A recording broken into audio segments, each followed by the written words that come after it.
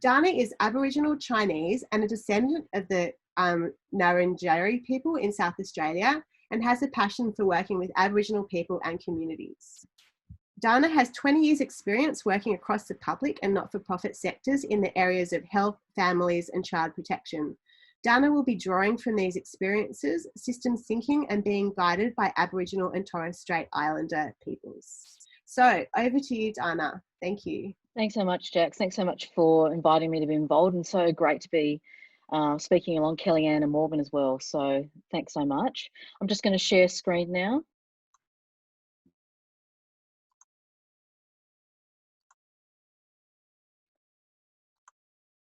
Okay. So thanks everyone, and it's really lovely to also see a number of friends out there. Lots of love to you and great to see you here. So my name is Dana Shen. I'll be speaking about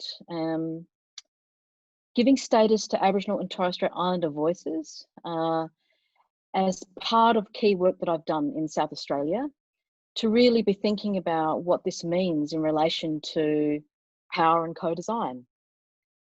And actually a lot of what my community faces and many other Aboriginal and Torres Strait Islander communities face is actually a lot of disempowerment and dispossession. And I want to talk through what's required in order to change that. So I'll take you through that tonight. So first of all, I just wanted to, again, as Jax did, acknowledge the country that I am on and the countries that all of you are on. And I also want to particularly pay my respects to any Aboriginal and Torres Strait Islander people that might be online. And that whilst I speak in this way about these topics, that I also defer and respect your cultural authority in this. So please know that you're a sister and brother that I also respect and listen to, and I hope that what I say resonates with you. I want to touch on a few different topics tonight. The first will be around hurt and hope. If people want to do this work, and I'm imagining that online we have many allies, non-Aboriginal Torres Strait Islander people that are online that really want to make a difference. I know I've got some friends that are my allies that are online tonight. We need to be able to hold hurt and hope with Aboriginal communities at the same time, and I want to talk a bit about that. I'll be using a case study. I did some work with my fellow colleague, Mel Lambert, on co-designing the new child and family support system in South Australia. I'll be touching in on particular the outcomes and learnings that we had in relation to Aboriginal and Torres Strait Islander people and what that means for change. And in particular, I thought would be really useful for people tonight was those that are wanting to be allies and to do this work in partnership with my peoples. Just some thinking and guidance and reflection about that as well.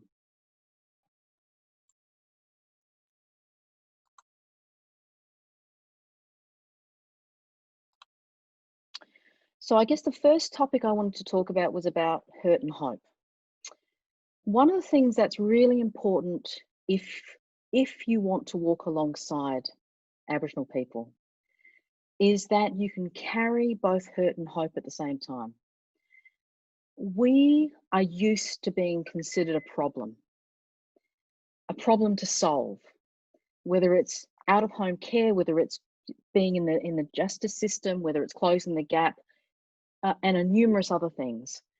We are often spoken about in a problem narrative. Whilst there are issues and there are lots of hurts and trauma that comes from the history of this country and the consequences of those policies, we also have some amazing things that occur in my community. And I want to make sure that when people do this work, that we walk in with both of those things.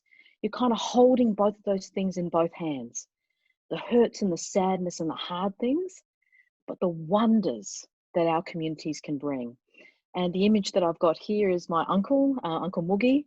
He's a proud Ngarrindjeri man doing great work in our community. There's things that we do around actually working two-way across health and social systems and culture. You know, things like traditional healing that has become an acceptable form of healing within mainstream systems. And there is so much that communities more broadly can learn about things like lockdown and the effects that has on people through our communities who went through that, many of whom are still alive, that have actually been in those communities. It's in living memory what it's like to be locked in and locked down. So it is wondrous. Our cultures, our languages, everything about us is wondrous, but also there are hurts, and there are systemic blockages and challenges that get in the way. Powerful things that to really change that, we need to walk alongside allies that are thinking in particular types of ways and working in particular types of ways. So I'll get to that in a moment. We'll talk about that in a bit more detail. So what I'd like to touch on now is the project in developing the child and family support system, and how we thought about encouraging Aboriginal voices to be at the centre of this. It was a whole stream of work in developing this, and we went through a series of processes. We developed a series of co-design principles, of which I'll share tonight, and also some design criteria, which I'll touch on briefly, but I thought what would be most useful tonight would be think about the principles of co-design, and how we think about how we need to respect and walk alongside Aboriginal and Torres Strait Islander communities to create opportunities for systemic change. So we had a series of workshops. This included a range of different professionals and stakeholders, including a number of Aboriginal professionals. We spoke with families. So this was a mainstream project. It involved all sorts of communities, but this also included speaking very specifically to Aboriginal and Torres Strait Islander families as well, and ensuring that they played a key role in what happened in the design of the outcomes. We talked about, and I used a methodology, which I suppose is about speculating about an alternative future, a different scenario, really to awaken ideas and ways of thinking that were hopeful for our peoples. And sometimes that's, it's harder to be hopeful in some of our communities because things can get so hard, but I'll talk a bit more about that in a moment.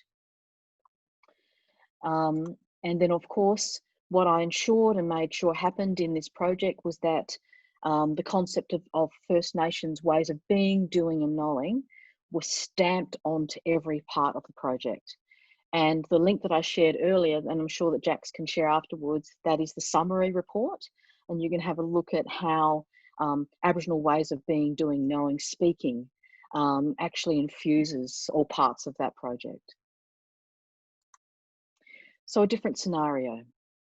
So this is what I read out to people in professional stakeholder workshops, asked people to close their eyes, and lots of Aboriginal people were involved in this. This is a system that was built by us from the ground up for our people. It closed the gap some time ago. Actually, the rest of the community are starting to use our models and ways of working because they know it came from 65,000 years of knowledge and strength and has been built with deep wisdom and connection with the world. They know they are missing out on something. This is all ours. So this was an invitation to see our community and our world from our eyes, totally. People were invited to do artwork, poetry, all sorts of creative ways in order to express that. And you'll see some of those things in the reports that are online. It was a starting point really to look at finding a central point where our lens was the main lens and to provide hope and possibilities. So as I mentioned earlier, there were two kind of, there was lots of things that came out of this work, but in terms of the things that I thought were most useful for us to talk about tonight, there was a set of design criteria that were strongly influenced by Aboriginal and Torres Strait Islander people through this workshop and designed and developed using their voices. And there was also a set of co-design principles, that is, the things that would guide the way we work to ensure Aboriginal people and their voices had a profound impact on the work that we were doing. And when we think about power and the giving of power, the creating space for power, the giving status to Aboriginal and Torres Strait Islander voice, the whole purpose of these principles was to do that in this work And if you look at the documents that have been produced, you'll see how it has influenced this work. So now I want to talk a little bit about what were the co-design principles? What were the things that came out of the voices of professional people and Aboriginal peoples and our allies in this work? The first one, the co-design process recognises the history and wisdom of Aboriginal and Torres Strait Islander people and will work to create Aboriginal-led systems and services that supports self-determination and safeguards these approaches. So I could spend the rest of the session talking about individual words in this and what they mean for us, but I think some more important things here are the real recognition of what happened in this country. That we as a people have got something profound to say. We're not just a problem to solve. We can provide wisdom to what is happening in the world. That anything we do, we want to ensure it is Aboriginal-led, and we want to ensure that it is self-determining, and we want to safeguard these approaches. So we need people, it includes ourselves, but also our allies, to support and ensure that this is the process that occurs in the system. This is very important if we want to ensure that a minority population that is in many ways been dispossessed, that is going through a lot of suffering in our communities, really does have status and power in the system. So that's number one. Number two, the co-design process will ensure and give status to the diverse voices, knowledge, experiences, skills, and perspectives of Aboriginal and Torres Strait Islander nations, communities, families, and individuals. Acknowledging the intergenerational and complex traumas experienced in the community and the hopes and strengths of communities. So much to say here, but our communities are so different. We have 200 plus language groups. We were impacted by colonisation in very different ways. What we want for our different communities can be different, and the ways forward can be very unique. All of those things mean that it is very important in this work to ensure that when you want to support, whether you are a professional Aboriginal person in this position or whether you're an ally in this position, you want to awaken and ensure that the voices of all peoples are heard in this, and they are special and unique to the system. And you want to acknowledge intergenerational trauma, but also, as I said before, the balance for us is about holding that hurt, recognizing it as real, but also having hope and holding the strength of our community too. Number three, Aboriginal and Torres Strait Islander people will be involved in all aspects of the co-design process, from the beginning, in the middle, and until the end of the process, and will be involved in the evaluation of the process and the outcomes. This is so important. Our people get really grumpy sometimes around things because people will come to us for a particular thing. They might tell you at the end of a process, or they might come to at the beginning and you never hear back again. And you're certainly not always involved in the evaluation of something and how it's gone. So it's really important, if you really want to involve our peoples in work and work alongside, that you are actually doing it in a way across the journey of the work.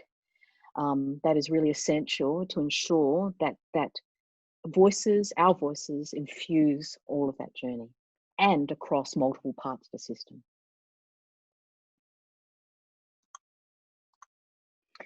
Number four, the views and perspectives of Aboriginal and Torres Strait Islander people will inform the broader co-design project in addition to any Aboriginal specific elements. So if I think about more broadly the work that I do, I have this wonderful opportunity as an Aboriginal social services consultant to work in mainstream and to also work with my peoples with Aboriginal community control. I do all sorts of work, but what I almost always do is have mainstream things, so for the general other groups and other populations, and also specifically for Aboriginal people. And I believe our people can contribute to all of those things and have views and ideas about it. So having our people involved in all, wherever you can, is really important. And then 5, and this is where we're starting to really look at the importance of the role of the ally. And this is just one way to think about it, but it seems to be a way that resonates with Aboriginal people and also the allies that I work with. In this process, Aboriginal and Torres Strait Islander people will be supported by CoDesign allies. Allies are non-Aboriginal and Torres Strait Islander people that will work alongside in the CoDesign process.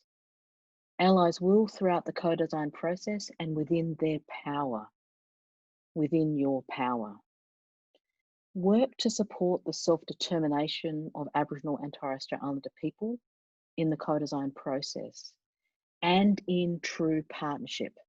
And I'll come back to that when I talk a bit more about some of the approaches and ways of thinking that could help to guide thinking about this for you. They will ensure they deeply listen and learn and seek guidance and direction on the right protocol and ways of working. They will ensure that they are self-reflecting and building their cultural fitness and responsiveness and practicing cultural humility and respect. I just want to touch on these words a bit just to explain the meaning of why I'm using these words in this way around cultural fitness and responsiveness. So there is often, there are different approaches to cultural awareness and understanding, and often it is talked about as a continuum where cultural awareness is the first step in that continuum, but then we can actually start to build and deepen our knowledge. So for example, a wonderful Aboriginal woman shared with me the term cultural fitness, and she said, if we think about it, our understanding of cultural knowledge and how we work, like going to the gym. You know, you don't go to the gym once off to build a muscle. What you do is you repeat that exercise over and over again. And similarly, when we think about learning about culture and working with Aboriginal communities, we need to do the same. But also we need to be responsive. We need to think about how we're going to act. And then another, in this co-design process, a lovely ally talked about cultural humility, and she put it in these words. She said, look, I don't know that I can ever say that I'm going to be aware or have the knowledge that I need for this. But what she said was, but I know I can have humility about this. I know that I can respect and give status to Aboriginal voice and pay my respects to that. And so that's what she was saying, and hence why it's been included in this. And finally, that allies will work with Aboriginal and Torres Strait Islander people to translate their vision into the systemic design and challenge the barriers to this, including systemic racism and individual and organisational white privilege. So what this is talking about is that what we don't want to do as allies is to go to a process where you're taking control away again because you think you know better or whatever it is that gets you to that place. Actually, what we want to be listening to is what people are saying about the design, and we want to challenge the barriers to this as allies. And it was really interesting. I spoke to some people that I feel that are, you know, pretty amazing in their allyship for my community. And what they do is so I'll come in, I'll say, hey, this needs to happen. This is what these people have said. These communities have said, this is really important for our peoples. But there's this blockage in the way. There's this thing just sitting there, whatever that thing is. Could be all sorts of things in a system. And some of the strongest allies that help to do work with this, they just sort of push it aside.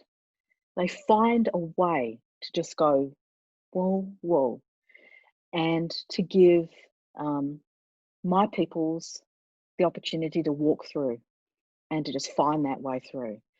So I think that's, I hope, an interesting metaphor to see how you could or how you might be able to do that in future.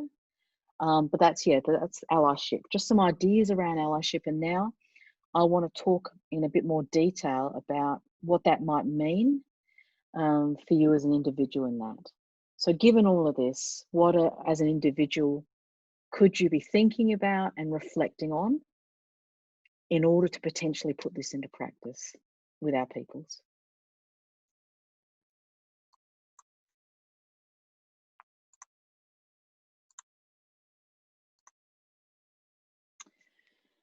So you would recall that a few moments ago I spoke about an alternative future, about how our wisdom in our peoples could have influenced the world in a particular way. I also touched on the importance of hope. And there's a few things that, as an ally, if you want to walk alongside us in this work in change, something that I've really learned from the best allies that have ever supported me and walked alongside me, is a real belief in the wonders of First Nations peoples. They actually give it status. They believe in the value of what we bring in the world. They're not just looking at us as a problem to solve. Actually, they find wonder. And so the metaphor that I use with this is the concept of a secret garden. And for me as an Aboriginal person, I get to see this gateway into it all the time. But for some, it just disappears. They can't see that at all. The allies that I've worked with know how to see that gateway into that special place that is where we are and where our peoples are. And they just know it. So that's something to consider. Reflection's really important. So if you find it hard to get to that place where you believe, reflecting on why would be really important for you. Let's think about that. What is it that you grew up with? What did you hear? What are you hearing every day that gets in the way of valuing an ancient nation?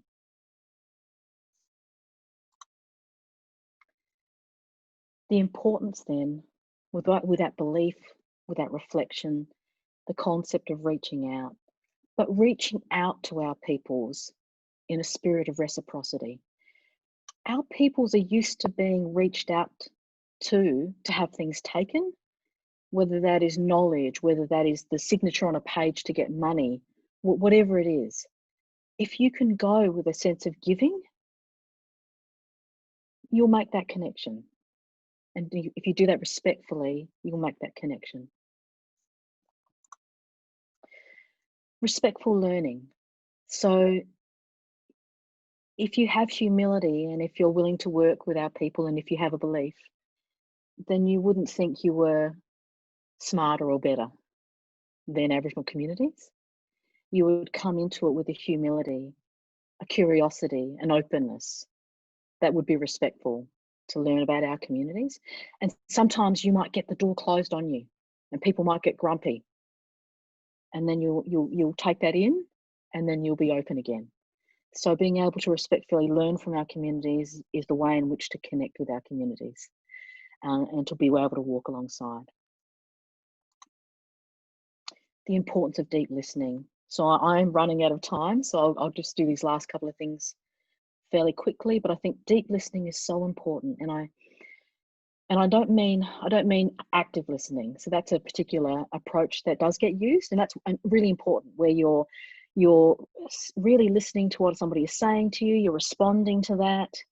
When I talk about deep listening, I'm talking about sitting back and really hearing what people are saying, not to solve, not to have the answer for everything, but to allow it to seep into you, that knowledge. When you can do that with our communities and our peoples, what you will learn about power and about how to make systemic change is so powerful. I'm really lucky. I get to do that as my job. But yeah, something that's pretty amazing if you get the opportunity to do that.